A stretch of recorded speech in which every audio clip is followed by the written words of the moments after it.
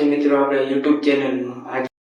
આજે આપણે એક એવી ઘડિયાળ વિશે વાત કરવાના છે જે ઘડિયાળની કિંમત 100 નહીં, 200 નહીં, 1000 નહીં, લાખ નહીં, પણ 470 કરોડ રૂપિયા છે।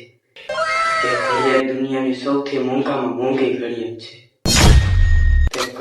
તે ઘડિયાળનું નામ છે ગ્રાફ ડાયમંડ હેલ્યુસિનેશન। આજે તમને ઉપર દેખાય છે તે ઘડિયાળ 10 કેરેટ ડાયમંડ રંગબેરંગીનો ઉપયોગ કરીને બનાવવામાં આવેલ છે।